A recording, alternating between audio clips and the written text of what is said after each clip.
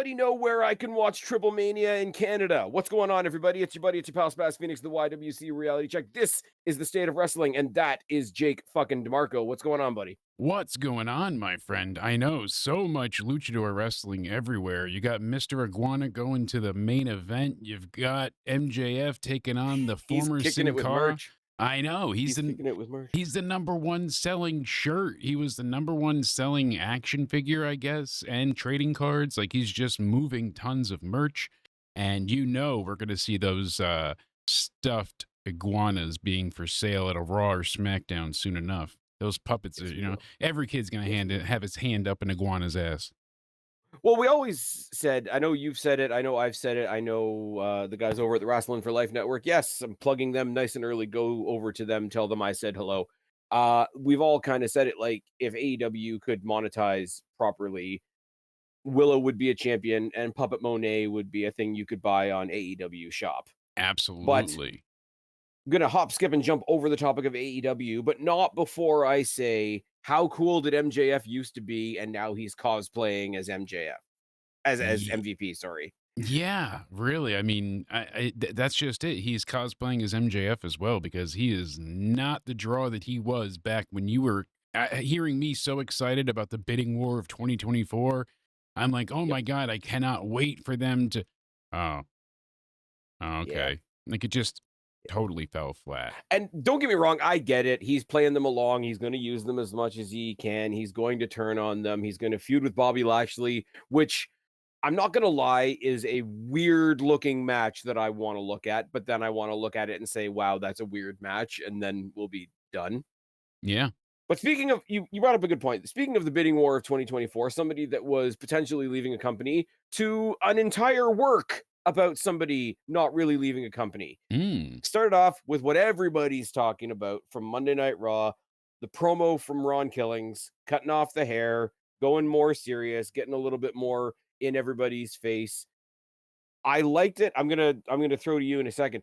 I liked it initially, and then I've seen him in interviews, and it doesn't look like so much he's gone back to being real guy Ron Killings. It looks like they're treating this kind of like a multiple personality thing. Like I'm out here to protect truth, like the R Yeah. Truth character, and I'm not gonna say that that can't work, but I'm less enthused about that than I would have been of just, no, I'm gonna shed the R Truth gimmick for a little bit and I'm just gonna be myself. It feels like we had I some type of like cyber brain transplant with everything that mm, just came out of your mouth because I think I even went to send you before the busted open radio interview mm. that Truth did. And that was the one that kind of got me off the bandwagon a little bit, funny enough, just as you had just said.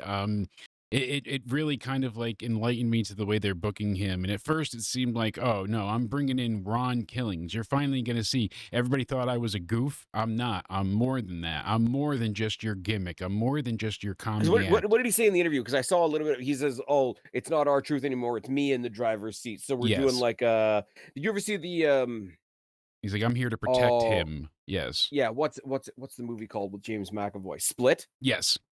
Where it's the guy with all the fantastic movie. If anybody out there hasn't seen Split, go see Split. It's fucking wonderful.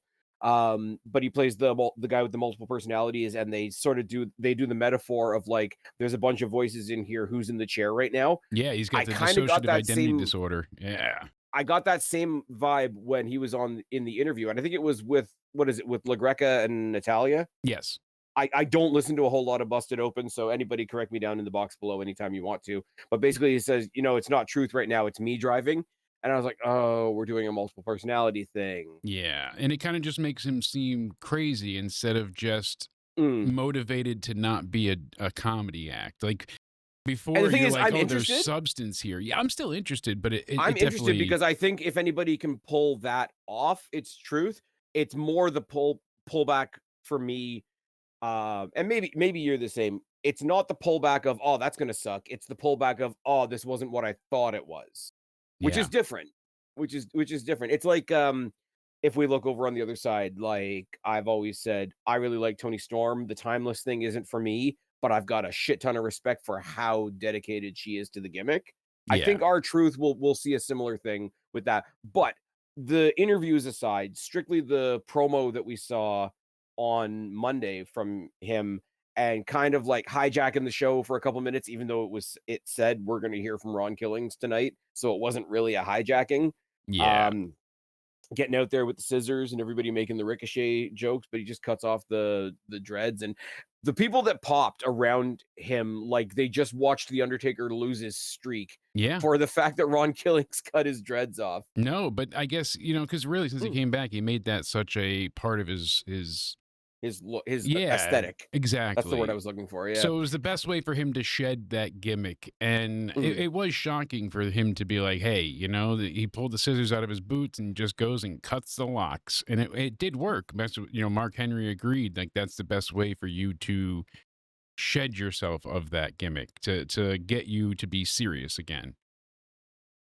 But as you And mentioned, the the mental funny thing health about side of it is a little risque because we know how they handle these things in WWE typically. I was gonna I was gonna say, like, if you wanna do it as he's a character and the character has DID, and it's definitely a work of the fiction, and this is not us making a statement about mental health.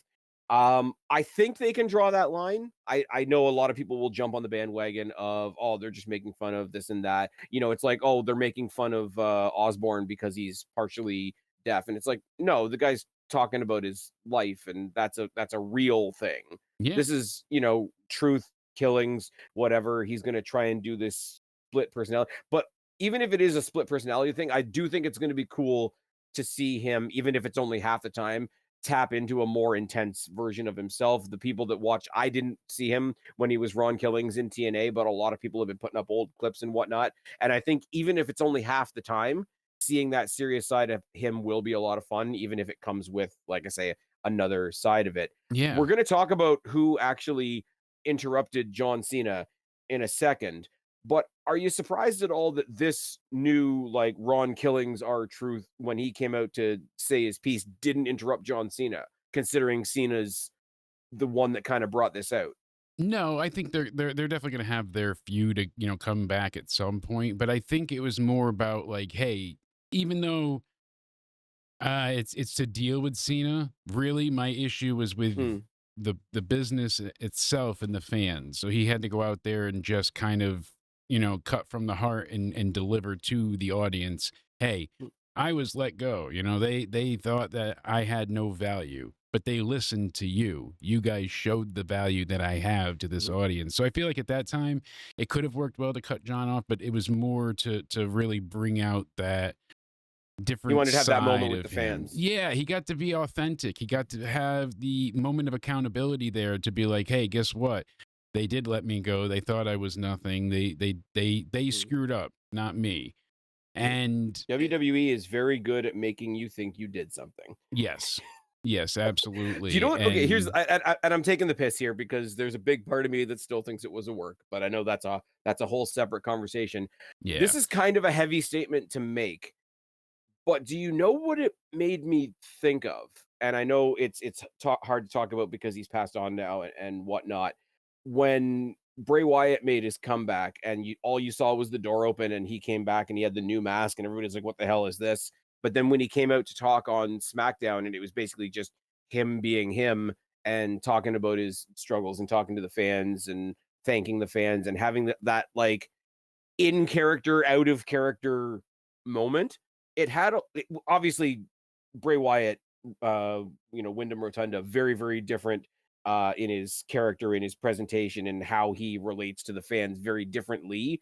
But that whole like, I'm out here, I'm gonna do a bunch of shit for myself, I'm gonna pull myself up by my bootstraps, but I'm doing it with you guys, and you guys are with me as I do it. It had a little bit of like Bray Wyatt's speech was a lot longer and a lot more entailed and obviously carries a lot more meaning, especially now that he's passed on. But it had some of those feelings to it. And it had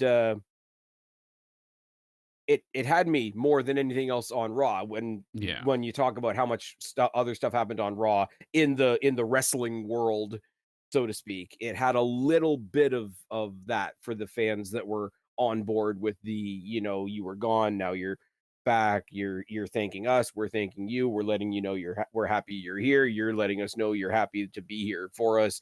Yeah. All that sort of like, almost forget the cameras. I'm talking to the people at home get to watch me talk to the audience, but I'm really talking to the audience Yes. type of thing. It was the first thing I pictured as they went to commercial break was that old Bray Wyatt speech. It And it is definitely a that's no thing to bad thing when you think no. about how effective Bray Wyatt was. No, absolutely. This resonated with a lot of people because they have loved our truth for so long. Like when you think of other wrestlers, John Cena perhaps, you're thinking of matches, you're thinking of rivalries, but when you think of our truth, you're thinking of moments because he Mhm. was able to get himself over in such a way. Like I laugh at him, climbing the ladder in the Rumble, things like that. You go Mhm. back and he messed up a city Finding out once. he's not in Money in the Bank, etc. Yeah, declaring for the Rumble, then undeclaring when Lesnar was in. Like all these different things that he's done that's been, When he was out there trying to break Lesnar yes, when it was the Brock party. Brock Party. Yeah, he's It is done a great deal of moments that resonate with the fans. So for him to say, I'm not going to be what you love, it really should be shocking. It should resonate with mhm, us. It should be hard hitting. And the only reason I am still convinced it's not a work and that fair. all of this was a shoot was because they took down Road Dogg's tweet about the bean counters, the people worried about their shekels and dimes in the back. And what's come out in the last 3 days is very interesting. According to, their actual financial reports, TKO is about $3 billion in debt, Dear. which is very surprising. Not which and a huge chunk of its debt is tied to UFC. It's not an Yeah. entire WWE thing. WWE makes money, but it's not enough to cover for TKO's business choices and stupidity. And Mm, what they're doing is they're leaning on both sides for cost cutting measures as much as possible. They have reduced any redundancy within the companies on both sides. Like if you had two people that did the same job in marketing, you mhm. possibly fired them both and hired a new guy at half the freaking salary. Like that's what they did for a lot of this. And And that's why they're letting people go and cleaning house. the shitty thing is for a lot of those administrative behind the scenes roles, not that they're not important, but there's gonna be jobs that you don't need 2 of. I hate to say Oh, the absolutely. cold hard facts and all that sort of thing, and those people, those names that are gonna be, swept under the rug are the ones we're not gonna see because they were never on our TV screens, and that's friggin' tragic. The cynical part of my brain though is they're gonna know that you were able to grab that information. They're gonna know that that information is out there, and information like that. I'll say Yeah. if it's a work, that information being out there for them to lean on without even really ever actually mentioning it, just lean on the basic knowledge that everybody kind of looks behind the scenes now makes a work more possible. I'm not saying working somebody losing their job is a good thing. We all remember what happened to Drake Maverick and his, big online breakdown. No offense, but Yeah. he No, did. he He kind of had had like an online thing, and then they turned that into a thing, and then Triple H came back and pointed at him and said, "Oh, look, we got him back. I'm such a good guy yeah. and whatever." Like I'm not saying when I say there's a big part of me that thinks it's a work, I don't think doing a work like that is necessarily a good thing. No. But I will say on the other side, on the tribal side, that there's a certain amount of people that were outraged about him being let go that don't actually give a shit about our truth, that just were able to say, look, here's a lovable guy that just left WWE. We can use that against WWE. Yeah. And if those people with their disingenuous motives ended up being pissed off because they got made to look fools of, I've got no sympathy for them. No, certainly not. But I truly, genuinely believe that this was Okay. an out and out firing. They let him go. They weren't going to re-sign his Okay. contract. He's, closer to 60 than 50, and they're looking at everybody as just a number. And it's been happening more Yeah. often than not. Reasons that I believe to back this up is that they've gone ahead many a times and let people go. We've seen it time and time and time again. We just saw batch releases right after WrestleMania, and they get a Mhm. backlash for it. They do get like, oh, come on, you let these people down. Creative failed them or whatever. And you usually get the, hey, they can go and do great elsewhere. But with truth, it hit different because of It did. Yeah. Yeah. him being Well, expected to because be a lifer. here's the thing you can play with our truth as well. Um, it's the Marvel comparison that I've made 100 times. Guardians of the Galaxy 3, right? Where you watch the whole movie. Okay, spoilers for Guardians of the Galaxy 3 if you haven't seen it yet. But basically, you spend the whole movie thinking Rocket's gonna die, Yeah. and I watched the movie, and I'm like, God damn it! How dare you get me this invested in the life or death of an animated robot raccoon? Yes.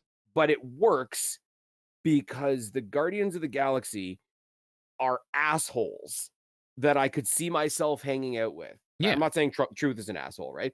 But they're the ones you could have fun with. They're the ones that you could like if you walked into a bar, you would much more likely be comfortable like having a beer. I'm getting really off the path here. Yeah. You'd But be no, I much get your more point. comfortable Yeah. grabbing a drink with Star Lord and shooting the shit with Gamora and even Rocket. Make fun of him for being short and furry or whatever because you could have fun with them because they touch your here we go. They touched your heart in that lighthearted, let's all have a good fun. Hey, remember when we had fun laughing at that?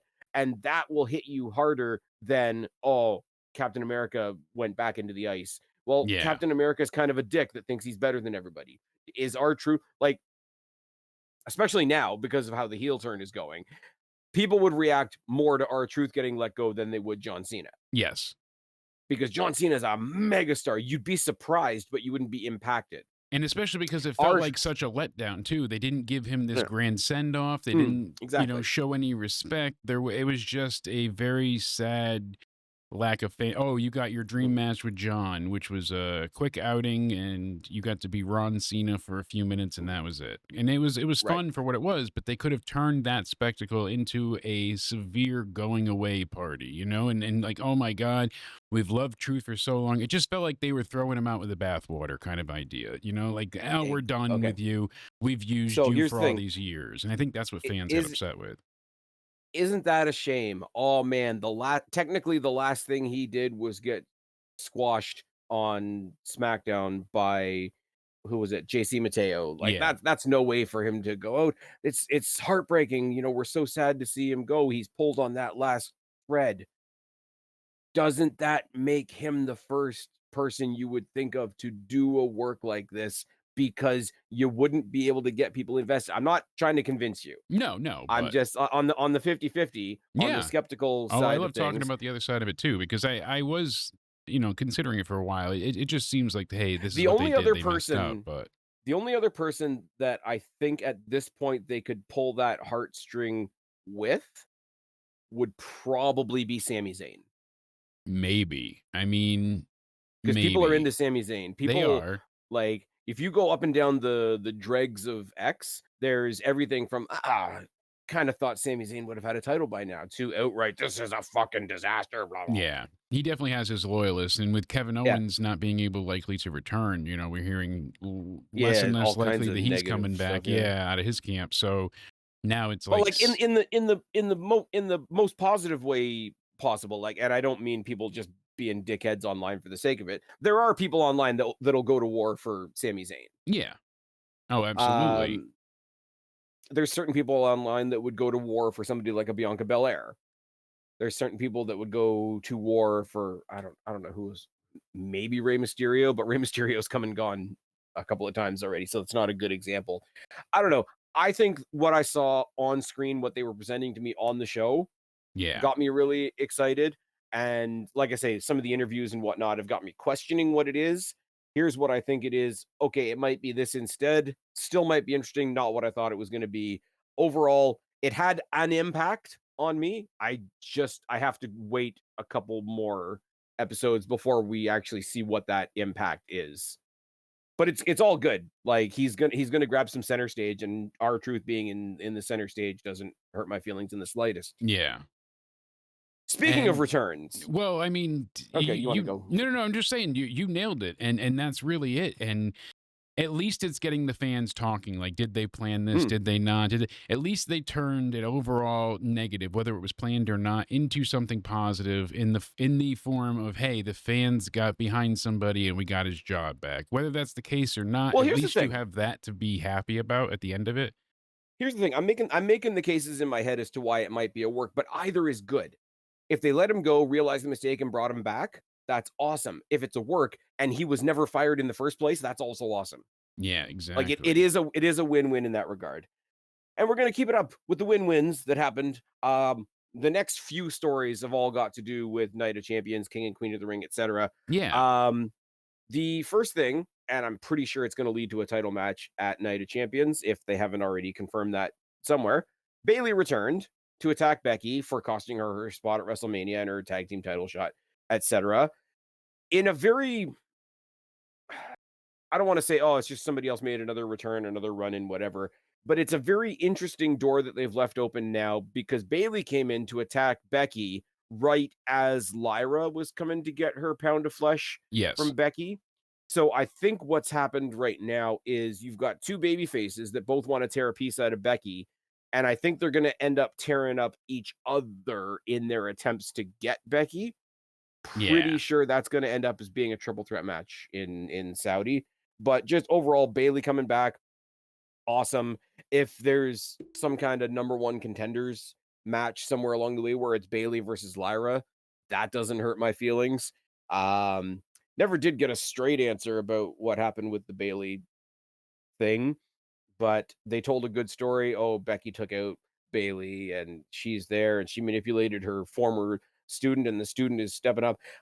I know that Lyra doesn't get the loudest reactions out there, but using Becky as a soundboard because they very clearly have a comfortability working with each other, Yeah. like Lyra's night and day. Oh, absolutely. And that was the thing. I for weeks now wanted her to resonate with the fans, and she Mm, just didn't get there, to the point that now she's showing this emotion of anger and hostility, and she's still not able to do anything but get whatted. What? You know, and it mm. drives me nuts in one regard, but I get why too, for how they frame this always as, oh, Lyra is just the holding point. She's gonna need to be saved by Bayley. She's gonna lose her title, or she'll Mm, get beat, or it was always, the focal point was not on Lyra. It was on Bayley. People were breaking their necks to see when Bayley was gonna run out during, all these different points at Money in the Bank, etc. Myself included. I thought Bayley was going to return then. So you're paying attention to the match half-heartedly because we're waiting on mm. the real story to start. And I think that's been one of the biggest, detractors from Lyra at this point in time, is that they used a bigger star and then another big star to overshadow her. So she never got a chance to really shine. You were always waiting for the bigger. And that's But kind of the I think they've opened unfortunate. up an opportunity. I think they've opened up an opportunity here for her to do a leapfrog thing where her beating Becky for the final time, like definitively. Yeah. Um, like I know being one of the four horsewomen doesn't really like it's not the be all and end all anymore because look at the fucking talent that they have. Yeah. But it still has a certain standing. Like they are the elder stateswomen of WWE, for lack of a better term, right? Oh, absolutely. Her getting the final definitive victory over Bayley would have been really cool. Would have been a really solidifying, like pass the torch kind of thing. Her having to question herself and Bayley having to question herself, and Lyra saying to Bayley, "Look, I know you want to get a piece of Becky, but I just wanted a bit more." And her going through Bayley to get to Becky and go through Becky and going through two of the four horsewomen instead of one has the potential to be a bigger story, Yeah. Oh, but yeah. they have to pace it out, and like I think it was a little bit intentionally awkward because if you're Lyra coming down that ramp about to confront Becky, who just stole your title, Yeah. on the one hand, it's got to put a smile on your face to see her get her ass kicked a little bit. But on the other hand, you got to be thinking, no, that's my ass to kick. Hmm. I So mean, I'm very interested in how they play up the Lyra Bailey story, considering both of them are focused on Becky. I think they've yeah, got an opportunity to do something really interesting here, and I hope they they just certainly don't go the do. boring I'm route. just worried that it'll be the boring route, especially. I mean, and as you said before, there is so much talent, so much women's talent. And that's kind of the thing here. There's always someone younger, hungrier, stronger, faster, however you want to Yeah. put it. And that's what WWE is currently, TKO, whatever you want to call it. That's what they're focused on. They're no longer worried about Mm. going out in the indies and finding the guy that's been doing it for 20 years and has the huge following. They want to go and get the person that they can turn into the star.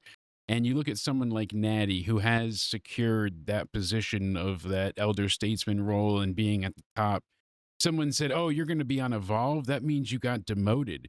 And she came back basically cutting them down to size, saying, "No, I asked to compete on this show for many reasons. I want to wrestle against women from every corner of the industry. Mm. When you're Ben hungry, you can never be full." And that's a great point. Well, and it's the same thing about, like, we've talked about it before, the whole idea of Sean Spears is like, "Oh, I bet he's really happy about leaving AEW. They just shoved him back on NXT." No, he asked to go down there and be a mentor, and, like, Yes, the and work with a new wrestling and talent. the character work on the show is almost, I don't wanna say it's secondary because it's primary to the people that he's trying to help, Yeah. but, like, he wants to be there and mentor people on and off screen. Natalia is going off and doing all kinds of other ventures. Like, I still haven't seen her match from Bloodsport, but, like, I've heard a lot about it, and that's more than people have talked about Natty in a while, if I can be a little bit rude about it. But it's kind of cool that she has, like, everybody that you hear in an interview has, like, a cool Natty story, or Yeah. a, "Hey, she helped me with this, helped me with that." So if she can be having that kind of effect backstage, and because she's not on WWE TV all the time, she's branching out and doing all these other things that, let's be real, 5 or 10 years ago, you couldn't do in WWE. Yeah. Like, if she's content to just kinda wander and, "Yeah, I'd like to do that, and I'd like to check that off the bucket list, and I've never been there, let's try that out." I would love to, like, it wouldn't be the most exciting thing because she's not the most bombastic name you can bring up. But Natty showing up in TNA as the next crossover person, or the first crossover person of the main roster, Yeah. would be pretty cool. Like, Natty answering an open challenge to Masha Slamovich would be a Absolutely. lot of fun. Killer And Kelly's back in the mix now. but that's the thing. Like, there's so many people, and then you look at like Elena Black, Cora Jade Hmm? formerly, and how she's evolving and managing to go through the. We saw Shotzi on Hmm? Ariel Hawani talking about her piece and what she got, and how she was originally Shotzi told she'd never is make it. You know, Shotzi's going face to face with Matt Cardona for the title of Indie God. right? How awesome is that? And Shotzi was Sorry, but supposed to be. Priscilla Kelly, I only know this because the Wrestling for Life guys are doing a live reaction to it later tonight. Priscilla Kelly is fighting her boyfriend at Wrestling Revolver. Yeah.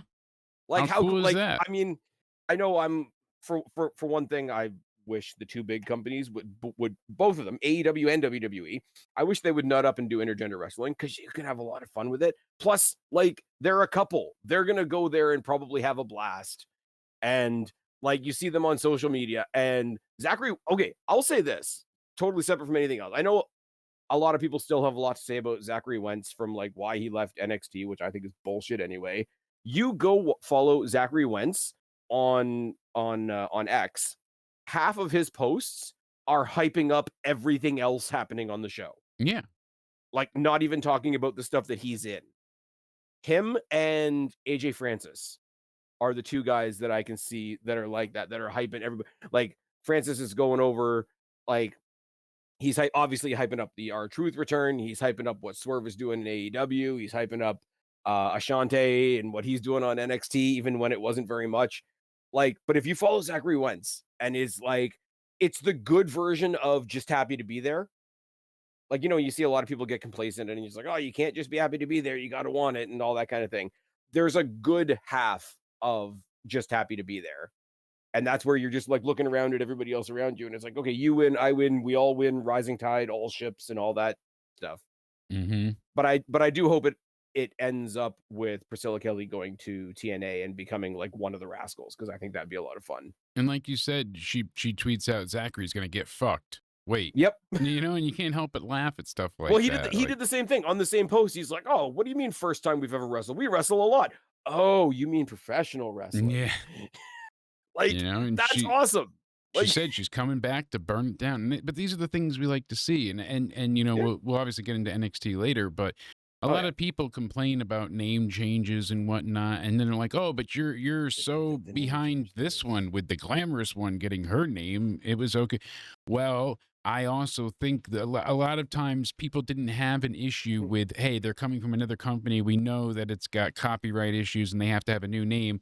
No Mm. kidding, that's part of life. It was different when you had somebody working on the NXT roster and then you brought them up under a new name or gimmick, a la Viking Oh, to the main Experience. roster. Yeah. Oh, okay, Walter yeah. becoming Gunther, these type of things where it was like it was already an established thing in WWE Mm. and then they changed it. I think that's the only time fans really The only thing complain. is a lot of times people hear things and they make up how that thing happened, if Yeah. that makes sense. The biggest one I could say, remember when Paige was still in WWE and she couldn't wrestle anymore, so she was gonna be a manager, and she brought up the Kabuki Warriors under her, like, management or whatever, like, she was their liaison or something like that, right? And Yeah. everyone's like, "Oh my god, WWE's so racist, of course they called them the Kabuki Warriors," and, like, Kyrie and Asuka were like, "No, literally, we chose that, you guys are idiots." Yeah, Like, exactly. And it shows it clearly. and then it comes down to like the gimmick stuff. Like we're talking about Tony Storm initially, like um where was I going with that? Where like her gimmick's not really for me, but Yeah. she's 100% dedicated and she's obviously loving it. I go back to the Nikki ASH thing, you know, definitely not for me, not supposed to No. be for people like us, but she specifically wanted to do something for kids. And like, if they made her do that, I'd be like, what the fuck, guys, this is lame. If she went to them with it and she got an idea, like, this is the thing that I always say about the Nikki ASH thing. She took a wildly outside of what WWE was doing idea and got it past Vince. Even if it fails, that's a win. Yeah. Like, it's not for me. Like, should Nikki ASH, like, the superhero character, be, like, dominating Charlotte Flair? Probably not. Yeah. But, like, she wanted to do something for kids. Like, it wasn't that far off of Shane Helms being the Hurricane. Yeah. No doubt But, about I it. mean, the Hurricane took off a little bit more, pun intended. Speaking of taking off and people taking off in planes, oh my god, the world's coming to an end. Hypocrisy of all hypocrisy. CM Punk is going to Saudi Arabia Oh my to God. face Talk John about Cena. going back on your word, huh? Oh, Being a no. hypocrite. Oh, no. This one really We're gonna get slayed me. we're gonna get Punk and Cena at Night of Champions. It's gonna be awesome. There's gonna be some fuckery. They're gonna have a rematch at SummerSlam. It's fine. I That's mean, what I'm going with right now. it's it Like, it seems like this isn't going to be a one-off. It seems like there's going to be levels to it. I mean, to have him and Randy just do it once, all right, kind of makes sense. The him and Punk thing though feels like there's more to it. mm. We didn't Oh, there has to be. yeah, because Randy doesn't need the belt at this point, but Punk has not been champion since coming back, and him going for a title has always been, one of the things on his bucket list. Check that off. Yep. And it's just like the opportunity is perfect, and it makes storyline sense as to why he's going to Saudi. He's not selling his laurels and doing it for one big paycheck, which he really is probably, but in storyline reason, it's because John's dragging him there. John I knows love you the don't thing want to as go well where there. have you seen this? And I'm not gonna get into the Saudi debate tonight. I don't have the energy for it. But the people that are out there saying, "Look, oh, WWE's even admitting Saudi's a bad thing." And it's like, "No, he's the egotistical heel champion saying, 'You get a title shot when I say you get a title shot. You follow me.'" It's what every champion, every heel champion has said to every challenger Yeah, ever. exactly. It's it's Kevin Owens doing the prize fighter. "I'm not fighting you on Raw. I'm gonna fight you at SummerSlam." You got that right. Yeah, you're And gonna follow me to Saudi Arabia. You're gonna follow me because you're the bitch and I'm the champion. Like, yes, exactly. there's an extra element to it because Punk took a shot at the company when he wasn't in the company. At like he probably is against this stuff in Saudi Arabia, the separate conversation, like we said, right? But the dig was at WWE. He's not digging WWE anymore because he's Yeah, back home exactly. And the dig was also at that point in at time the for Miz. yes, it was at the Miz, and they also kind of changed how these Saudi shows are being handled Mm, from when it was first announced and mm, developed and established. Like that audience for the first one was nothing but Saudi royalty, and they weren't mm. clapping.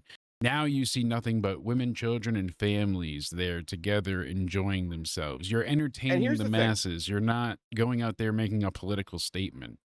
And here, well, they are they're still part of the Saudi vision thing. It is like Yes. I can't pretend No, it's not but political.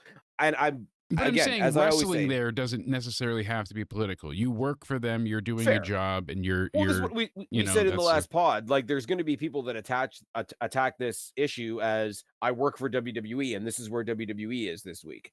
Right? I yeah. am not gonna come up here and say, like we said it before, right? I'm not gonna tell you this is what I think of the Saudi shows. I can separate the show from the politics. You don't have to. If somebody else out there says, "You know what? Politically, I can't agree with this show. I don't watch these shows," whatever, cool. I'm with you. Do you do you as the thing goes, right? But if you Absolutely. come to me and say that nothing has changed in the past whatever 10 years that they've been doing this. As you said, it used to be like the highest of high muckety mucks that were going and basically having a wank over themselves. Look Yeah. what we brought to town. And now it is like, yes, they're gonna put kids in the front row because it makes them look good. Yes, I understand we that. get that, But but guess but what? the audience Those itself kids in is the front mostly full. Yeah. those kids in the front row get to be kids at the front row at a WWE show. Like, unless they're hiring child actors, which again, we wouldn't know. We're never gonna know the full story. Yeah. But like when they first went, they couldn't have any women on the show, which was terrible. We got Evolution 1. We're getting another one. We're going to talk about that in a second. Now I hate to say it, I hate to be repetitive. Check it off your Spaz Phoenix bucket list. It's fine. There's more women on a WWE Saudi show than there is on AEW. Yeah. And They even had before when she was still with the company, they had Renee Paquette on commentary for like the second or third show, I think. yeah. Now, is that the same as having women competing in the ring? Absolutely not. But representation is representation. And if you're on commentary, you're part of the whole show, not just one match. So Absolutely. it's a different lens to look at it through. So I just thought as soon as they announced it, I'm like, okay, there's all those people that, saved, CM Punk's tweet from however long ago. Oh my, he's taking a shot. Now he's a fucking hypocrite because we need to label him a hypocrite because what he's really done is he went over to the other company and drove up their ticket sales for a while and he left. Ticket sales went away. The ticket sales are with WWE now. So we got to discredit him somehow, Yeah. and the match is going to be a lot of fun. I'm sorry, Cena in ring this year has been shit other than um the parts of Elimination Chamber I that was were gonna him and say, Punk. yeah, besides the end of the chamber, it's been Yep. a major disappointment, and a lot of that also is because I think it would have been better to have a face John Cena as champion go through the year with people trying to take him down and take him out, and him just saying, "Oh, I'm the last real champion. This is my retirement year." Like, be a bad guy, but a good guy still. You know what I mean? Like a cocky good guy, just being like, Well, "I've the I've way he been was through his it all." entire career, where he Yes, played the good guy, and it made him a heel to half the audience anyway. exactly. They could have had Yeah. more of that, and because the heel turn could have been better flushed out. Hey, if he turned at Hmm. Mania, people would not have shit all over that match. It would have been a total surprise. It would have been a, "Oh my I god, I think the don't believe it." funniest thing I think the funniest thing in the world would have been, and granted, I was there live, they put the chamber in the dome, I was there for the heel turn, that was awesome. I wouldn't wanna lose that experience, right? But Yeah. say they didn't do that, right? Say they built it up totally on respect, they spend the entire time from Chamber to Mania, Cody putting over Cena, Cena putting over Cody. "Hey, John, you sorta set out the path for what I wanna be. Hey, Cody, you've taken up the torch and you've gone with it. Good for you. Roddy, Roddy, Rod." They build each other up. There's this big, like, mutual admiration society thing going on. Yeah. You get to the main event of night 2, bell rings, Cena kicks him in the dick. Yep. It could have been magical. I would have loved it. But here's the thing, we want LA Knight trending on Twitter for days now. It's been like 3 days of this thing trending. And you see Here's the problem with LA Knight, and I know a lot of people are saying this, right? LA Knight is a great character. I think he's over as hell. I've yes. been in the arenas where the yeahs are happening and all that. I like him as a character, and then I don't wanna sound like a dick. I'm not a wrestler. I've never taken a bump in my life, all those cliches. I don't care about LA Knight once the bell rings.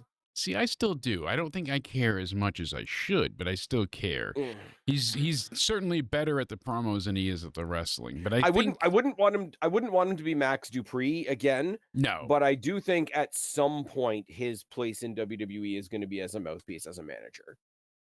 At some point, like when he's done, when he decides in his own time that his time in the ring is done. I'm not saying go retire now and become a manager. That's fucked. No, no, but But like at some point, it's like when CM Punk retires, I would love CM Punk to be a commentator. oh yeah. Like There's I certain wouldn't have people Punk as a manager because Punk as a manager would overshadow whoever he's managing. I don't think LA Knight would do that because LA Knight would have the ability to be a hype man yeah.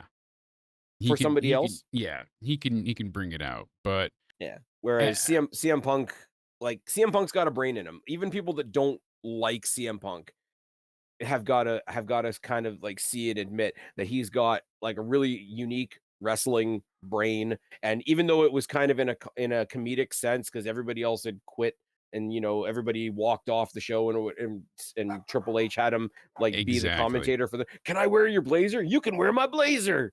Like, but even that, even when he was injured and wasn't able to be part of Mania, and they put him on commentary so that he could attack Drew McIntyre, and you could have the great cash in from Damian Priest, and that whole sequence was fantastic. Even before his part in the match came, him on commentary was great. Oh yeah. And that's just him being super opinionated about one guy that happens to be his rival. Now, take his personal bias out of it and have him commentating on somebody else's story. I think you've got an insane wealth of possibility there when he decides it's not time to wrestle anymore. But I think LA Knight, when I don't know how we got on this, to be perfectly honest with you, LA Knight, when he's done wrestling, fantastic manager Yeah. potential. If he wants to, obviously. I mean, you take a look at somebody, and it was sad because he got injured and he couldn't wrestle anymore. But look at Corey Graves. True. Corey Graves is awesome. People hate on the guy because he's got a hot wife and he doesn't exactly, shy about some of his opinions and whatnot. But like that was where you got like the Jesse the Bodies and the Bobby the Brains and even Jerry Lawler. Yes, you're not supposed to like Jerry Lawler, but Corey Graves is good, man. And considering like Conan was in a coma at AAA, Yeah. Corey Graves held that show up. He did. He And made it he work. did it and he didn't do it with ego. He did it in a like, I'm happy to be here. Here's this cool new thing, and I get to be the potentially be the voice of this new thing.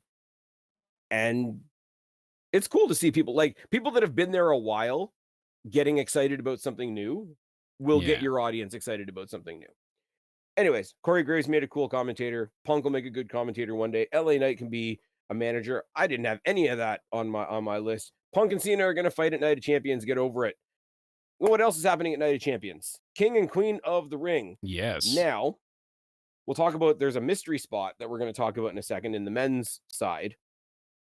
On the women's side, they kind of snuck it in without really saying anything, and then they gave us a video package later on the night. We're finally getting the return of Asuka. Yeah, we're getting her making her comeback, and they put up the graphics and they show everybody together, all the sides, and it's just like, oh, Oscar's there. Then later on, they did a quick little like vignette graphic where they played, like a highlight, and Oscar returns next week kind of thing. But Mm, I wish they didn't, they should have either had it just been a surprise entrant like they did for the men, where we still have one more yeah. surprise entrant. I would have preferred they left her as a surprise or announced it of the day, instead of Do being you know what like, it is? I don't I don't mind it because we just had Becky return as a surprise partner at Mania. We just had Bayley return as a surprise attacker to Becky. We've had all kinds of debuts, all kinds of returns that have been built up or surprises or big video package. I think somebody like Asuka with what she can do and how embedded she is with the fans already, I think it almost suits her to just slide back in and all right, another day at the office. Let's try to go to Queen of the Ring as as a way of setting her return apart from, oh my God, it's this person. Oh my God, it's this person. Have another video package. Have another 12 video packages. Let's play a guessing game. No, we're just going to tell you, hey, Oscar's good to go again. So we put her in the Queen of the Ring. I think the contrast of that works. And absolutely. I think doing that with Asuka, because there are other people. Like if Ronda Rousey showed up as a surprise, and I don't know why I keep pulling out Ronda Rousey as an example, but if Ronda Well, Rousey she's supposedly came coming in, back. We keep hearing that she's going to make a return eventually. fair. But if Surprising as she that came is. back, like there's the crossover element of that. There's the celebrity element of that. Like she's been in the UFC and WWE. She's been on both sides of TKO. They would want to make that a big deal. I could see them hyping that up as like the big grand return because she's been gone a lot longer than Asuka. Asuka is a fantastic wrestler. Asuka belongs here. She's not a brand new person. She's just coming home after being away a while. So like I'm here. What's the task? The task is Queen of the Ring. Okay, let's go. I think there's a certain okay element to, well, of course it's Asuka. Of course she was going to be back as soon as she was okay. Like I Yeah. think the low key way that they're bringing her in is kind of cool because WWE doesn't usually do subtlety well. Now, I wish they had done the video package before revealing the bracket, Yeah. but they had already had a couple of matches at that point, so they kind of Yeah. had to. But I Well, I mean, think they could have Asuka, just, like I said, kept it as a surprise, and that would have worked though. yeah, maybe. Um, But I mean, Asuka coming back in general, you bring up the whole, is she going to tag team with Kairi Sane? Are they going to get all of Damage Control back together? Is she going to target Io Sky? Are her and Kairi going to get in each other's way trying to get to Io Sky? I think you can play around a lot with that, especially with Bayley not being part of Damage Control anymore, Dakota Kai not being with the company anymore. You can play a lot with, okay, here's these three women that are all kind of connected, but how strong is the connection these days? Yeah, certainly. And I mean, like you said, there's different layers, levels, and uh, depths to all of it. It just makes you wonder how much is strictly financially driven, and who's there that still really cares. Because when you get through all of it, I'm watching stuff with Shawn Michaels, and he's playing games with like the women's roster, trying to name them by just having them use their voice if he can get the it always looks like they're having Hey, fun, and maybe when you're not yeah. writing for the main roster, but it just looks like they're always enjoying themselves down there. Mhm. And I don't know if we always see that same sentiment on the main roster, but when we do see backstage stuff, it looks like Mhm. people morale, all of it is at kind of an all-time high as far You get it with as certain people. You had it, I mean, Catanzaro and Katana Chance aren't there anymore, but you used to see it with Caden Carter and Damian Priest a lot. You see it with Priest and Rhea a the lot. You see it with Iconics used to Rhea. do it a lot. Yeah. Yeah. Hey, they just came back on the Yep. TNA show. That was pretty fucking cool. Right. As we're recording tonight, we're gonna watch Impact. They're bringing back the 841 match, which is really cool. It's really simple and really cool at the same time. You know what the Yeah. 841 match is. Yeah. Friggin' four on four Yep. match, and then the winning team face each other in a fatal four-way match, and the winner of that gets a title shot. Yep. Killer Kelly's back. This is gonna be her debut match back in the company after being gone and baby making and family building and all that kind of stuff is in an 841 match. So good for her. Welcome back for her. They got Indy Hartwell in there who got to keep her WWE name, which is kind of cool. Things are Yeah. going good over there. They got the new younger team tag team from the UK whose names I can't remember at the moment because I'm a terrible person. But But yeah, but yeah, the overall, 841 match, I'll be watching that as soon it's as such a I'm done great here with you. match concept because It it's is, like you yeah. said, it's so simple. I'm surprised they don't do things like this more often, like a I like the 6-3-1 twist of type it. idea. I like the twist of it where you kind of have to look at your opponents and look over your shoulder at the same time because the Yeah, people that you're trying to win with are the people you're going to be fighting in 5 minutes. exactly. I think it's so simple. It's like the 841 match and the Iron Survivor in NXT are probably the two most successful new gimmick things that have come along in a while. And I know everybody says, Anarchy in the Arena, but Anarchy Arena is just a walk and brawl, Yeah, maybe with some gasoline because Burger Kingston needs to look tough. and a few Okay, spots added on top. We need some more thumbtacks attached to our shoes. staying on the King and Queen of the Ring for a second because there's a lot of news came out of King and Queen of the Ring this past Monday. Yeah, We have a mystery opponent in the what is it, the bottom left bracket. yeah, for the men's side. And they haven't even framed it as, oh, look, there's a surprise person. It's like, no, we're gonna wait until see who Adam Pierce has decided on. Yeah. Adam Pierce has a choice to make. And I here's the thing. What I love about WWE and how open everything is right now, I have 7 names that could fit into here. Okay. And after I give you my 7, And a lot of them is like, hey, I hope this person is okay as well. Yeah. But I'm gonna give you 7 names, and then you tell me who else you think it could be on top of these 7 names. All right. Ron Killings. Wouldn't be a bad addition, certainly, especially with everything we discussed earlier. They'd turn around and be like, hey, you've not been considered for this tournament before. We want to take you seriously. It could be a really big thing for him to win it. My God. Jey Uso. That's how he gets his next title shot. Jey Uso, that's one that's a little bit less because he's just lost the title. So to just Mhm. place him in here, it really feels like, oh, you got to give him something instead of like, hey, he needs to fight for I something. like it because the King of the Ring is sort of a start at the bottom thing, True. and you wanna if Jey Uso did it, it would be a, "Hey, I'm not just gonna be the dickhead that asks for 100 rematches, I'm gonna start at the bottom and get my way back up to you." Yeah. Like, you would have I you would have just to you'd have to really enforce that side of it. I feel like he already Um, won his go-to championship match though with the Rumble. yeah, So, fair. because this is sending the winners directly to the main events of SummerSlam. So, Yeah. essentially. Thing with the Rumble, though, is the Rumble's kind of a lie. 'Cause you don't beat 30 people to win the Rumble. You No, throw out no, yeah. however many people you can and just don't get thrown out yourself. Whereas King of the Ring, you have to get decisive victory after decisive victory after decisive victory. So I think it is a climb. I'm not saying it's gonna be him. I just thought as an idea. Yeah. One person that's on the injury shelf at the moment, rumored to be coming back soon, definitely has history with Gunther, Ilya Dragunov. Yeah, that was my prediction for it. I mean, I was trying to think on the Monday review from Raw, just on the spot, who could it be? And he was the only name that kept coming up in my mind with the injury, with the time frame of his return and everything. It seems like that lines up well.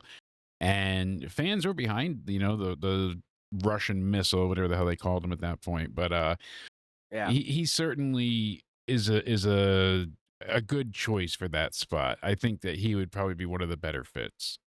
I saw somebody pitching that they should do a trilogy, one at Night of Champions, one at Clash, and then the tiebreaker at SummerSlam. And I Mm, think that's pretty fucking good.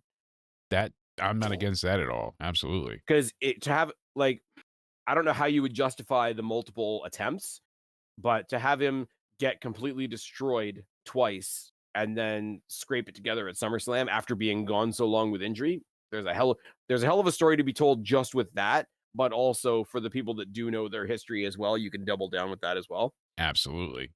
Okay, biggest name on everybody's lips after last weekend, Mm. Mr. Iguana. Mr. Iguana, who is everywhere at this point. I like what Baron Corbin had to say about him. He was like, hey, I'm not going to lie. I would love it if every future star just picks an animal and becomes an animal. Give me an entire company where you're all just different animals from all over the world. That would make me laugh. And he's being a bit sarcastic, but yet he's kind of right too. Like, this guy's over not just because he's portraying an iguana. It could have been Mr. Green Guy. And if he had a hand puppet that was a crazy face, like you said, I Puppet love the people. I Monet. love the people that are calling him Green Dust. Yes, green dust, but I don't think it's the iguana part. I think it was just him being so colorful. Like it could have been Oh a yeah, puppet of anything. Like I said, it could have been a stuffed animal of a small autistic boy, and it still would have probably gotten it's the over. funny thing of like he's a new guy and he gets away with being a new guy because it was an entirely new genre to a lot of people, myself included, right? Yes, So as opposed to if he had just randomly showed up on Raw one day, you would have been like, "What the fuck is this?" But if you're going into another area, you're like, I guess this is what they do here." yeah, and Like he's already he had that established as a ease big of guy yeah. there. Yeah, exactly. So you're like, okay, with AAA, you're like, all right, that's huge, and he's a big star there. Bring your favorite guy Pagano over. Yeah, Uh right. And this All right. crazy clown. Somebody who's kayfabe injured on NXT right now, but rumored to be not there for very much longer. We see Ricky Saints. Again, another one with a name change that people didn't hate. Why? Because it had to happen. And Mhm. I'm not against And it's him. close enough. Yeah, I honestly thought he was going to be another call up until they had him attack all ego Ethan Page. And I got to say, I love the NXT crowd this week. They were a special form of something. The way they went off was Yeah. great. The EGO is an ASS chant is magical. I love that. Yeah, I got a lot to say about NXT. Like I say, we're saving that to the end. Um, somebody who's getting all kinds of attention in WWE, he's just not wrestling that much. He's just fucking with everybody else. You see Karrion Cross actually lace him up and hop in the ring. So I was shocked he wasn't in this tournament at all. And funny Yeah. enough, I saw an article come out earlier talking about how, like, oh, WWE failed Karrion Cross. Mm. And, or it's at least about how they're failing him. Kind of not wrong. I mean, it was on Bleacher Report, came out today, and they said WWE failure to capitalize on Karrion Cross amid growing social media backlash and buzz. And But again, I think they're cultivating that because if they were genuinely, this is me speculating, yes, to be fair, but every minute on TV counts, right? Whether you're wrestling or not, and the amount of time that he has on TV interacting with all the top stars of the brand, yeah. they're not doing that for no reason. No, certainly not. Because I mean, at the press conference itself and outside the arena, people were chanting, "We want Cross" Mhm. over and over. And Merch, he tweeted out, merch. "Hey, we know you're there. I hear you. I'm not going to ignore you. I hear you every Monday." So I don't, even though he's due for his new contract signing, I don't think we're seeing him go elsewhere. I think they have a plan. I think it's a very Mhm. slow burn and a very intentional burn because But the thing about it is he has been doing other things as well. yes, yes, Like he's been. he was at GCW, I think. They did a documentary about him going back to GCW, Hmm. and then he had a minor part in some movie. I don't have the name off the top of my head, but it is like some of it is he has been doing other stuff. Yeah. So I think there's an element of we've got something in mind for you, but it's not happening yet. So go do some other things. We'll do some backstage stuff to keep you in everybody's mind. It'll get people saying, "Hey, we see him every week. Why isn't he wrestling?" And that question will draw the pop. Yeah. They need to give him his old music back though, because he's still got the what do you call it? Did he bring back the Fall and Pray Fall and music, pray. Yeah, or they did I finally brought imagine the that? no, they Okay, brought they it did back, bring it back. yeah. They did bring Yeah, it back. Okay. finally. Because him and Aleister Black. Aleister Black, when he came back, I'm glad they gave him his old music back with a slightly different tune up, I Yeah, think. Braun Breaker, side note, is apparently getting new music done by Limp Bizkit, which is pretty funny, and which is ridiculous because Seth considering what's his Rollins name. needs it, I like to be Seth Rollins, we could have had it, Oh but my god. Considering what's his name from Limp Bizkit looks like Santa Claus now. Fred Durst, yeah, Yeah. All right, coming so the out. last one, and it's more wishful thinking than anything else because it does require somebody else to be clear. How I don't care who else is in the match. I don't have the brackets in front of me. How big would the pop be if Big E came back? Right? I mean, that would be incredible, no doubt about it, but, Because here's the thing, I don't see him winning King of the Ring. If he came back, fantasy booking, right? yes, If he came back, his number one priority should be to get revenge on Woods and Kofi, right? it should be, you would think, but So how okay, but what's the remaining members of the New Day? What's their prized possession at the moment? they're tag titles. Right? Walk Mhm. with me for a second. I'm Think about walking and the talking. think about the emotion of a Big E return combined with some other emotion that we've already talked about in this pod. The New Day get defeated for those tag titles by the Big Truth. Oh, so now you get Big E and R-Truth, and the fact that, it's like the new day of the new day, the new day taking on the new day. Well, actually, no, no, the Kofi and thing are the New Day. So this would have to be the new day. Yes, yes, the new day. And you know Don't you what? dare be sour. What's That's up? that's a great way to handle it because apparently that might be what we're getting on the women's side of things too. Talking about people coming back, it seemed like we were getting Nikki Bella taking on Liv Morgan 1-on-1, and I Okay, was you I just was you just hop, excited for skipped, and that. jumped me into my next topic. I I did, but are you though? uh, Are you are I you was more though? excited about a singles match than it being Brie returning and making it a tag like we're hearing now.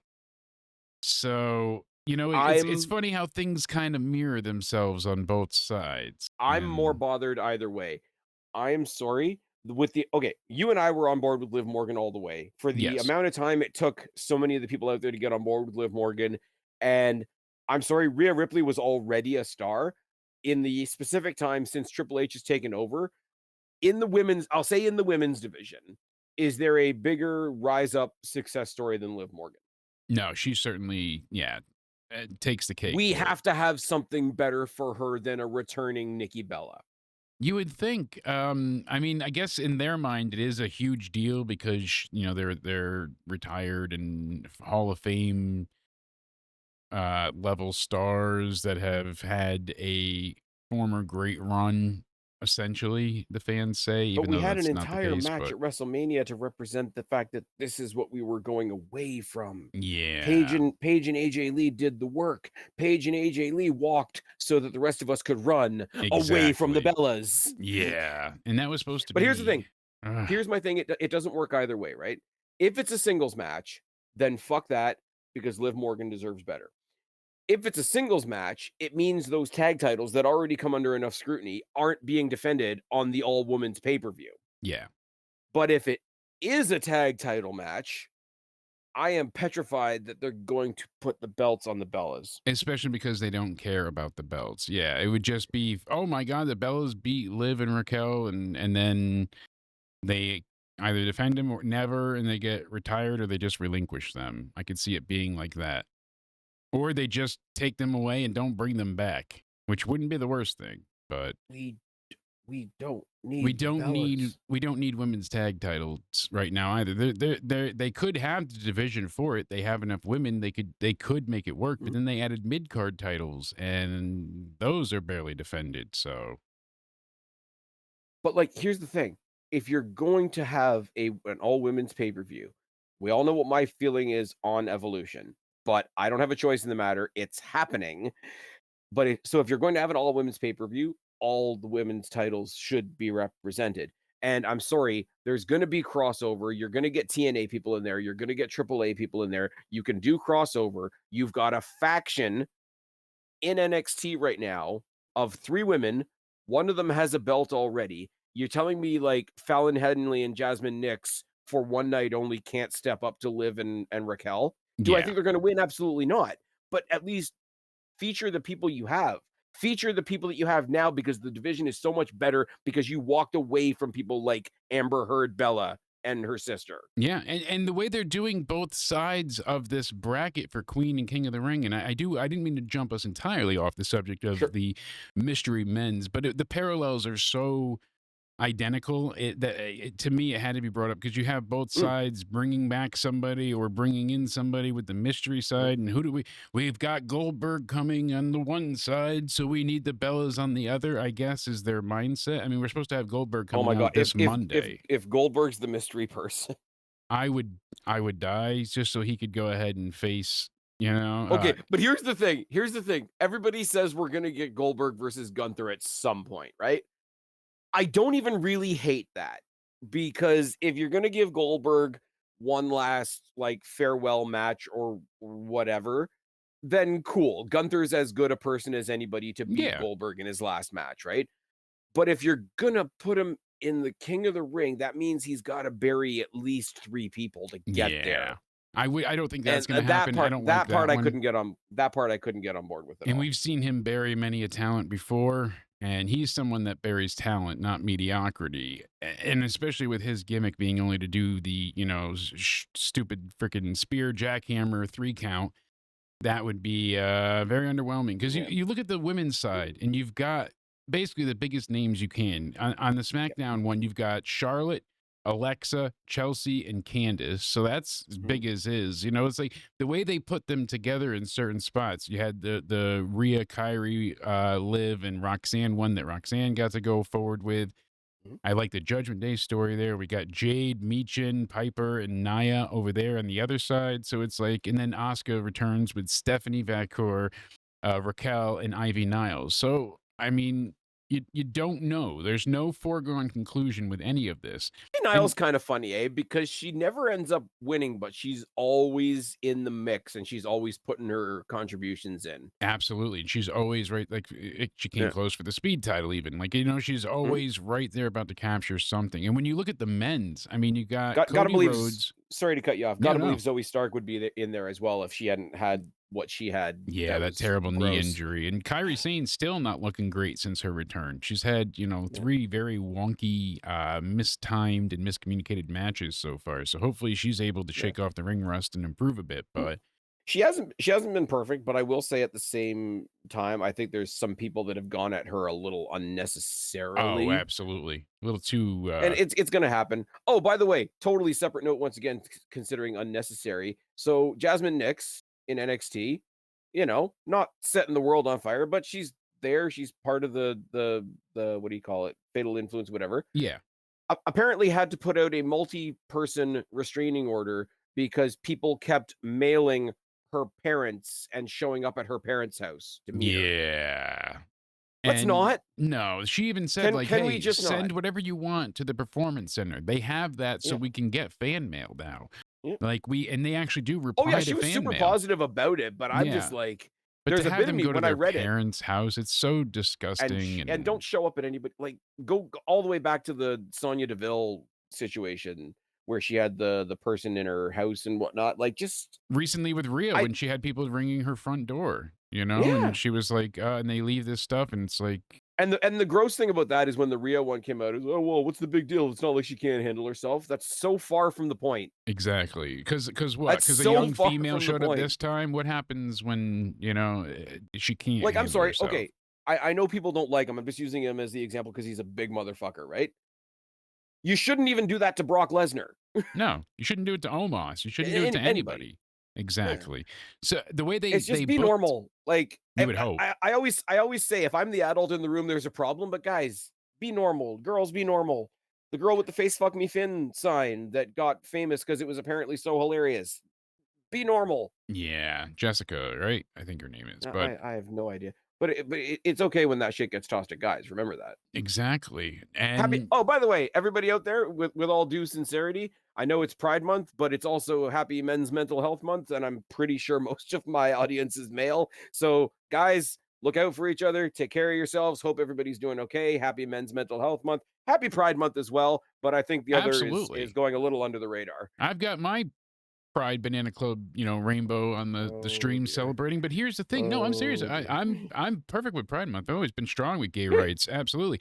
My issue always was the craziness that came with it. And I actually have chuckled this year at how there's no mass pride celebrations. Like, what changed in a year's time? I wonder. But you don't see Disney, you don't see WWE, you don't see Starbucks and all these companies and Target putting out, trans clothes for kids and that kind of stuff. Like, it's just not in the Yeah, the kid zeitgeist the kid thing currently. isn't what, something I'm gonna touch on, but I will say, WWE does have the one line on WWE Shop that's like the WWE Together Yeah, and that's ones, perfect. and they do it for Black History Month, they do it for Women's History Month, what is it, Pan Asian Yeah, heritage and something, yeah. Heritage Month. I've got that wrong, guys. I'm sorry. I lost the terminology in my head. Yeah, There we're white was and you're one there. Canadian. We were Yeah, screwed from the yeah. get-go. It's true. There was no, there's one for mental health, like, not men's specifically, but mental health Yes. awareness in general. I grabbed that one, and I grabbed the one from TNA as well. And they do have some Pride stuff on there as well, which is absolutely fine. I think a lot of the people that go out there like disingenuously, just look, it's June. I'm doing the good guy thing, and that sort of disingenuous support doesn't help anybody anyways. So it is what it is. But Yeah. yeah, And with Evolution coming, it is Becky's back. It is funny, you look at her book, you look at everything she said last year, where she basically crapped all over the very first Evolution. She's like, it was poorly executed, just overthought hmm, because the thing was in NXT. We were just having good matches and having storylines, and no one was making a big deal about it. And hmm. she's like, it had the best intentions, but it didn't turn out that way. I think So that's it's kind of the point that I was trying to make at the time. And to be fair, when the first one came around, in response to the fact that at the time they were doing the Saudi shows that didn't have any women or whatever, it was a much different story. It was really frustrating to talk about that show because I don't think that show was that good. But that doesn't mean that I think the show shouldn't have happened, and people had a hard time separating those 2 things. "Oh, if you're Yeah. criticizing it, you're just criticizing it because of what it was." No, I like what it was. I don't think they did it very well, and I'm sorry, Ronda Rousey versus Nikki Bella is not a main event anywhere. Yeah. No It's not. kidding. And then they all had the big group hug at the end, and I'm like, "Okay, I get it." Like, there's a curtain call element to that. There's a 4 horsewomen used to do it in NXT quite a bit, but it's like, all right, you've done the thing, and you've done it badly, and now you're hugging over a bad show. Yep. This one will be better because now they're jacked and stacked in that division, and whatever they give us is gonna be wonderful. But not if we're wasting Liv Morgan on Nikki Bella. I'm sorry. Yeah. I don't know if we see Ronda Rousey either. I mean, like I said, we'll see what happens with Mm. Evolution, but you just said it yourself, there's a lot of waste that's happened. And I just then the thing that bothers me, and I'm sorry, and I know I've gone over this territory before, and to be fair, Ronda Rousey's done a fair bit as well. To see Nikki Bella run the hamster wheel of make a WWE return, leave, shit on WWE for a while, make another return, leave, shit on WWE. Like, yeah. what are you doing? Like, everybody got mad a couple of weeks ago when the comedian was there because he had some kind of Netflix show. "Oh, he used to make fun of wrestling fans." Okay, well, clearly he's not anymore, or at least he's pretending not to. Here's a person that shows up for a paycheck and shits on you the next day for watching the show. Yeah. I d Anyways, let's talk about something Exactly. happier. Can we talk Yes. about something happier? Let's talk about NXT. What a week this was. They had a Big, grand great new episode. This was I don't know what you would wanna say. I wanna say this is kind of like a revamp for NXT because they've just lost a bunch of people, but Yeah. it was also a showcase for, I guess, the preliminary NXT steps. Yeah. Because Sean Legacy, who's an Evolve guy, had a title shot. Um, Jasper Troy, who just won the first season of LFG, had his title shot, and Lainey Reed, I must have fallen off the face of the earth on this one because she showed up last week as well. Yeah. I don't know where she came from. She came from Evolve as well. Oh, she So, came from Evolve as well. yeah. So this was a look, we just cut a lot of weight off the top of our roster with, Stephanie and Roxanne and Julia and somebody else just moved recently. Oh no, there was a rumor about Jordan Grace. We'll get to that Yeah. in a second. But we just cut a bunch of our main eventers. Just so you know, we've got all of this still to pull from. So to Yeah. go 3 in a row, Lainey Reed steps on the scene, and yes, JC Jane has kind of been put into this, like, paper champion, we've put the belt on her till we decide who we're really putting the belt on Yeah. situation. I think she's rocking it. I think She's a great choice to be that temporary the champ for promos this. the promos that she's cutting on social media are better than the promos that she's cutting on the show. Yeah, a few of them on Twitter, There's X, whatever there's you a wanna lot call of it, have them been a great. lot of them a lot of them where she's just walking down the hallway ranting about things, and I think one of them even started with, like, "I didn't get to say everything I wanted to say out there because people like to cut me off and Yeah. let me finish it off," and I'm like, That's cool shit, man. It That's what really we is. It's needed. like, Absolutely. um, not that she's an NXT person, but BFAB she put out a promo just today, cutting a promo on WWE for not including her in the Queen of the Ring, Yeah, and see? she's just in a gym somewhere, and I think that's pretty cool. Like, ultimately, it's probably just for her, it's probably just, I can practice cutting promos. This thing happened to happen that I can talk about.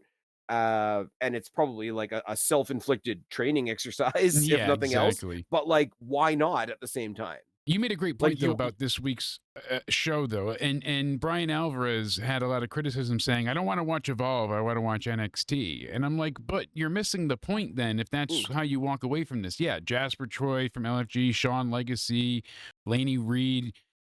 Blake Monroe is brand new. JC Jane feels kind of new because even though mm. Fatal Influence was there, Fallon Henley was always the focus. I feel like JC and Jasmine were really the side chicks.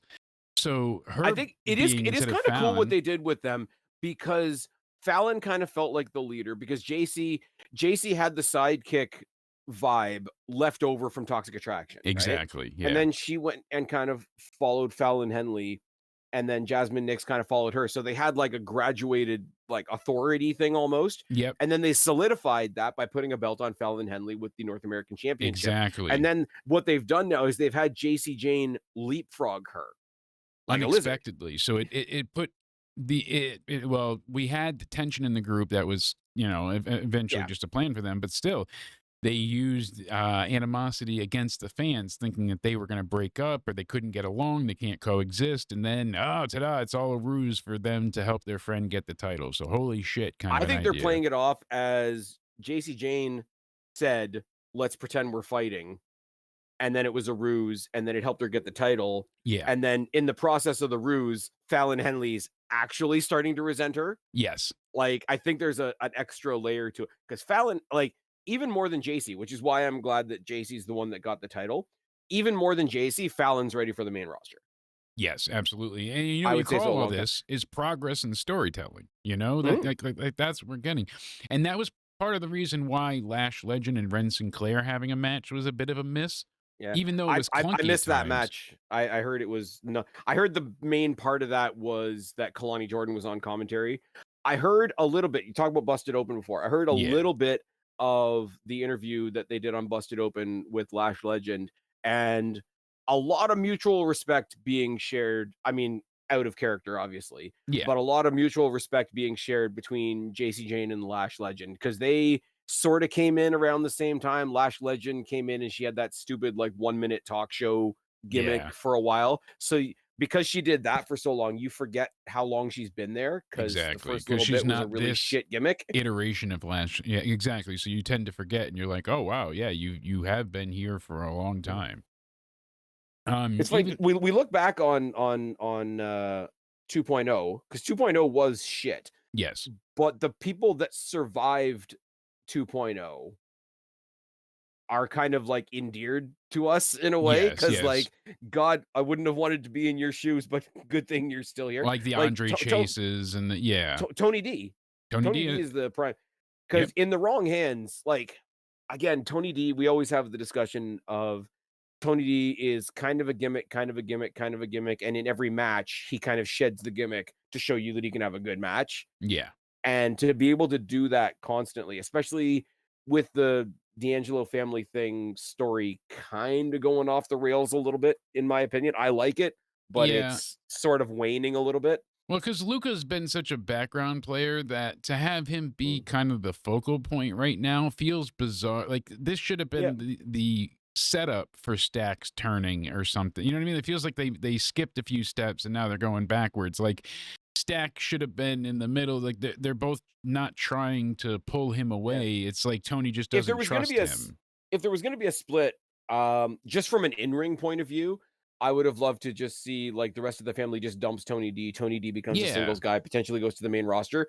If for no other reason than bell to bell, Crucifino and Stacks are a really good team. Stacks is a super underrated hot tag, Absolutely. and that doesn't necessarily translate into his singles matches a lot of the time, unfortunately. I mean, the stuff between him and Tony obviously was good because there was a lot of story behind it. There was a lot of drama behind it. But Yeah. I think Stacks, honestly, I think is better in tags, especially as like the hot tag guy. And Crucifino is a little less animated. So Stacks gets to be the animated guy. He gets to be the Jeff. Well, Crucifino's the Matt Yeah. in that equation. And we still don't know what the Riz is doing. But no, but like something like Tony D and that gimmick and the characters that have come and gone out of that gimmick, kind of like you said, Chase U as well, the people that survived 2.0 are always going to have a special spot to us because a lot of them, like Von Wagner, ain't here anymore. No. Dijak ain't here anymore. Nope. Um, who's the There's other one? I mean, remember Von Wagner and Kyle O'Reilly were a team for 5 seconds. right. All Take in those all, stupid sunglasses off. We're inside. they had a plan. They wanted to showcase the new people. They're like, here's our up and comers. Like they've done a very great job, I feel, with Sean Legacy. The first week where he Mhm. had that triple threat with Javon and Ashante, I was like, who the hell? Oh, I've seen this guy. He's on Evolve, but all right, they just need Yeah. somebody for the night. And then he did so incredibly well in that match. Then they let him that he cut won. some Yeah. great promos, and then so WWE they has done a lot of endeared him that to the recently, though. audience. Yeah. Has done a lot of the not necessarily grab somebody brand new, but grab somebody that you know, but you didn't think was going to be in. Like the prime example is Jey Uso. Yeah. The prime example is Jey Uso winning the Royal Rumble. Absolutely. But I You were mean, behind him, but you never thought in a million years he was gonna walk away with the victory that year. No like chance.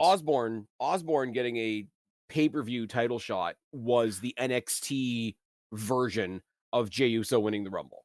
Yeah. Because they took that story and within a week and a half, they had made it the biggest thing in NXT, which is a pretty big it's a pretty big accomplishment if you consider for so long we've been saying like NXT is mostly a women's show, the guys need to step it up. Riley Osborne, Obafemi became the thing in like 10 days, Yeah. Yeah. No which doubt. is and I hope that wasn't a one and done either. I hope not either. And then Um we look at Obafemi and Jasper Troy in this main event, Jesus and Christ. what a match this was. You know, the ending, it was a little bit of a botch because Troy didn't kick out, but I don't think it spoiled the ending No. having to do the pop-up power bomb again, like they got into it. The only thing that I'm a bit worried on, I don't know how you feel, but how the fuck are you going to beat Obafemi now? How are we supposed to believe someone like a Miles or anybody for that instance is going to have a chance of taking him down if this big motherfucker who took him out before the match ever happened, he slammed him through the windshield of the car. You know, this probably should have been it for Obafemi because I mean, you look at all of the abuse that he That's a took in this, and that's a big gamble it is a huge because gamble. It's a you want to massive give gamble. that huge moment to Jasper Troy, but at the same time, on his very first night, do you want to make him the guy that only won the title because Obafemi went through a window? No, and And then you can and absolutely have them pick it back up where they face each other again, yeah. and then he can solidify the win. Like, and now he beats Oba, and he did have it the entire time. Oh, Just yeah, needed. no, fair. But here's the problem with that, the problem with starting somebody at the top, like, let's be real. We all watched the first episode of Evolve. I haven't watched very much since, right? Yeah, So no, Jasper Troy won LFG. LFG. I didn't watch any Yes. of that either. So he's a brand new guy to me, right? So if he debuted this week on two, and it would be a shock, it would be cool. We've done it before. We hot shotted Sheamus when he first came into WWE. It Yep. can work. The problem with it, and it's why I go back to an example like Jeff Hardy. Jeff Hardy did everything Yes. before he ever got a world title. Exactly. The problem is, especially, and I'm saying this in the context of NXT, because obviously you can go up to the main roster and grow and progress and get your Yeah. WrestleMania moment and all that kind of thing. But I'm saying, like, if you want to talk about NXT in a bubble, if you debut this guy and he wins the NXT title in his debut match, where does he go? Like, Oh yeah, what no doubt. It what just journey of growth do we get to see him go on? I don't think he should have won, but I'm just saying maybe they didn't need to attack Obafemi before. I guess they wanted to put the Mm, peril in there of like, oh, Jasper really, he's gonna mm. win. Oh my God, how can Obafemi survive? But it made Oba feel less like an underdog and more just like this behemoth monster. And Yeah, to me, it just really sells like, how are we supposed to believe anybody's gonna have a chance taking him out if this guy can't do it even with attacks before and during? So, yeah. Because um, here's the thing, because he because came he down, came he in didn't and know he was going to do the he match in the trainer's room. So yeah, he got the North American Oba came in and he got the North American title by killing Dragon Lee. You know, Goliath beat David in that regard, right? yeah, And now what they've done is they've shown you that a guy the same size, the same strength, the same power as Oba ain't going to get it done, right? Wrestling, if you want to break it down into like some really, really simple parts, what do you have? You have power, you have agility, you have speed, you have technique, right? absolutely. You're not going to outpower them. So the next person that they gotta, I don't know how you make the story work, but find somebody the caliber of a Chad Gable. Okay. Yeah, you're strong. You're stronger than me, but I can use that against you. I can manipulate you. I can do this and that. Yeah, Find somebody who's already had a couple of good interactions with Obafemi. Find somebody like a Javon Evans. Yeah, you're way more powerful than me, but that doesn't work if you can't get me. Like you've got a powerful punch, but if you keep missing me, you're the one that's going to get tired. If Yeah, you can't beat exactly. him same for same, you got to beat him with something different. So now that you've had this Jasper Troy thing, the last thing, obviously, two big guys smacking into each other, Big E special. We love it, right? Yeah. But the last thing that I want to see Obafemi do right now is fight another guy the same size as him. No, you're right. And it works in some regards, the big guy versus big guy thing. It's just to me, I don't think they screwed up. I don't think it was the wrong decision. I don't think Jasper Torrey should have Mm, won. It just mm. worries me about how are they going to destroy Obafemi? Is it going to be where he just goes up to the main roster and just relinquishes the belt because no one could beat him? Because we've seen that many times before. Mm. Yeah. It just was I don't know. it was a bit of a worry, but not a I not a mean I huge mean deal the by any the means. the the cheap way out is do something like a triple threat match. Like I know they've done a lot of them recently, but do something in a triple threat match. You throw him in there with, like I say, Javon, Ricky Saints, maybe Ego gets in there as well. Like they all qualify, and you do up some kind of story where Javon and Saints are kind of on the same page. They've both got a problem with Ego. They both double team Ego because they've got a problem with him. One of them takes out Ego to get their own personal issues out, and at the same time, Oba is like he's the third person in his own story type Yeah. of thing. And it's like, yeah, you got Oba's thing. He gets to sort of I don't think he's undefeated. I think he's rarely defeated. I'm sure he's got a loss somewhere in his NXT history, but he gets to go drop the title and go to the main roster of WWE relatively unblemished. Yeah. And if you, like I say, if you work in a story like Saints and Ego and you just stick Oba and his title in the middle of it, you can believe that Saints is only focused on Ego. You can believe that Ego is going to want to focus on Saints because he's the cowardly heel. He doesn't want to Yeah. take on the big guy. Like you can make that story work where it's not just a cop out. You just got to be careful with the players on the board. No, absolutely. And then as we touched on earlier, I don't know why some people can and can't keep their names. We've seen certain people come in and they have their names and other people don't. I know it's always a weird Apparently, copyright thing and if you believe what we're saying, the entire Mariah May name was a product of AEW. so that's what I'm hearing. And then they're like, well, why couldn't they Mm. make it Mariah May, MAE instead of MAY? And I'm like, Because then maybe, they get accused of copying things or whatever. And apparently, um, I don't know what the names are, but the two parts of the name were chosen by her and has meaning to yeah, her. Blake is her And niece's name and then Marilyn okay, Monroe for the last. So, okay, fair enough. See, as soon as I have like, oh, I chose this, like when Curtis Axel debuted. Curtis Axel's kind of a whatever name, but then they had Paul Heyman out there hyping him up, giving you each part of that name and why he's not Joe Hennig anymore. yeah, And when exactly. there's reason behind it, and again, I go back to the Nikki Ash thing. If somebody just said, "Yeah, Blake Monroe, you kind of look like a hot blonde. We'll name you Monroe." But if I hear the story of she wanted to do a little nod to her niece, and she does have a bit of a fandom for Marilyn Monroe, and she chose that, and she took that to them and got it passed and whatever. Yeah. Like some of it is the elements around it rather than the name itself, and I don't mind the name either. A lot of people were saying that she could have been Mariah Monroe, Yeah. which I think would have felt like a WWE AEW compromise. Yes. But this is a fresh thing. I don't hate the name change at all. I appreciate what they're going for and I genuinely just want to see what, the person has to offer. A lot of Mm, times I think fans, like I mentioned before, and yes, it usually becomes a norm within a few weeks to a month and you get tired of mm. hearing people insanely bitch about all of it. But it makes sense because we were upset Walter becoming Gunther because he was already established in your company. He went through NXT UK, then NXT, and now you're going to change it, that kind of thing. But with Michael this, Hamflet on What Culture said it perfectly. Yeah, every name sounds funny the first time, but for the past 20 years, we've been calling a guy Triple. yeah, Triple H, three And you know what it letters is? Like, everybody gets used to a name. And of all the names that we've seen in the past little while, Ricky Saints and Blake Monroe aren't the worst names in the world. There's been worse names. like Katana 100%. Chance. Yes. Yeah, Shorty G. Shorty One more G's. one more thing I want to say really quickly because I know you want to get out of here. We want to talk about the women's division in NXT specifically, but WWE in general. We do have Evolution coming up, and Technically, the first match announced for Evolution is the NXT Women's Championship, as it Yeah. should be. JC Jane defending against TBD because we're having the Evolution Eliminators.